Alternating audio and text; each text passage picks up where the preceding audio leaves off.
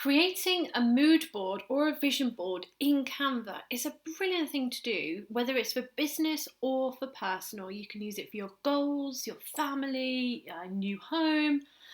There's so many different ways that you can create vision and mood boards.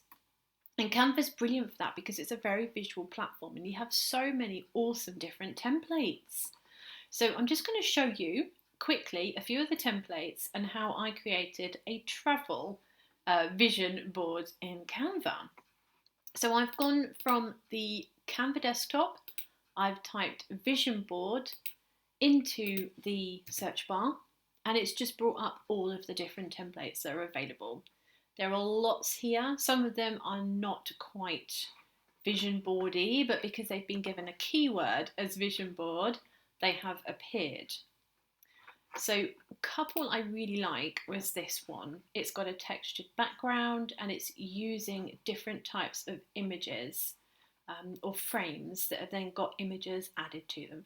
And they've even added a list, which I thought was fantastic. So this is brilliant for goals or a to-do list. This one is very simple. It's just a bunch of images added together with a colour palette. So I know it says vision board, but with a colour palette, I would say it's more like a brand board. I love this one. It's using the same frame, just resized. And you can find this in the elements section in Canva. Go to frames. And I believe it's this one here, so it's in 2 different sizes. You can use that for free in Canva.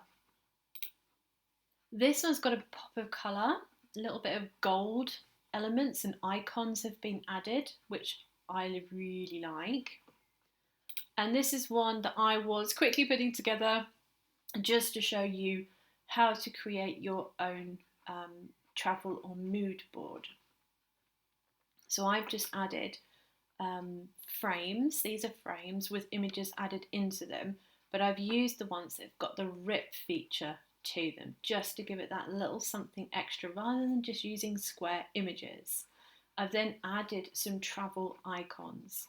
So to find these frames, if you again just type in frames, they are quite far down because they're relatively new, so you will need to just keep scrolling and scrolling and scrolling until you come across them. Lots of different shapes that you can use, even ones with lovely little features around them.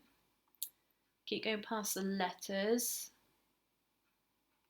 You can find a keyword for these and then you can use that to search, or you can save these into a folder for the future. And here we go, these are now all of the ones that have got this ripped feature to them, and they're all free for you to use. So I've used this one, I've just clicked on it and placed it into my design. As you can see, there we go, I'll just resize it. And I've placed it on my board.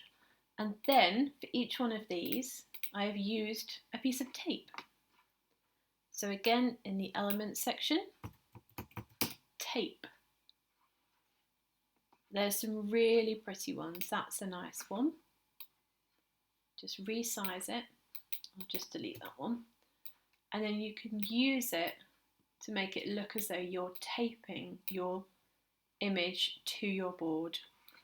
And then you can go to the photos. You can either upload your own photos or you can use the ones available in Canva.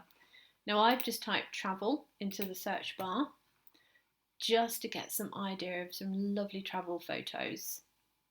And then you have all of these. This one, it's a pro image. I'm going to pop that in the frame.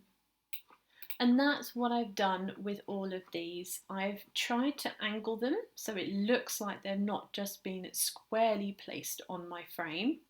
I want them to look a little more fun, a bit haphazard, not too formal. And then I've added in some travel related icons, which you will find in the elements section.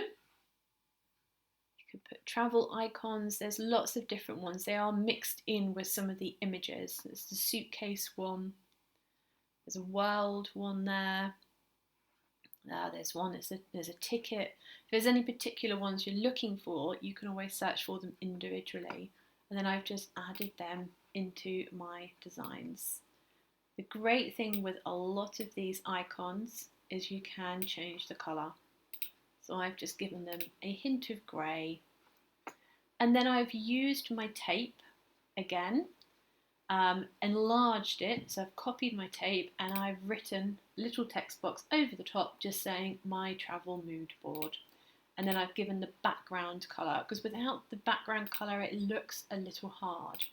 So I've just given it, I can go for that one and then make it nice and light. So I've just given it a hint of colour in the background to make it softer. So you can do these with pretty much anything, but check out the different types of frames, check out grids, and then different things like paper is a good keyword to use, because you get these ripped paper graphics. And then ones like this that you could use as, you could add a text box over and use it to write notes, for example. So paper and tape are two good keywords for using when you're creating mood boards and vision boards. And then icons for any particular thing that you're looking for. You will find icons for everything in here. You may need to be more specific to try and find the type of ones that you're looking for, like I added in travel icons to find these. And then colour the background and make sure you name it. Give it a name, something loud and proud that really represents the board that you're creating. So that's it for vision and mood boards. Just a few different tips on how to create them by using frames and grids, typing in paper, typing in the word tape, and then looking for different icons. You could even be specific with the colour that you're looking for.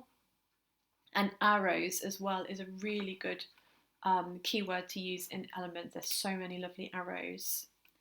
And then add a little bit of text to your vision board. So that's it really. I hope that has been a little bit helpful in helping you create your own mood or vision board. And yeah, I look forward to seeing them.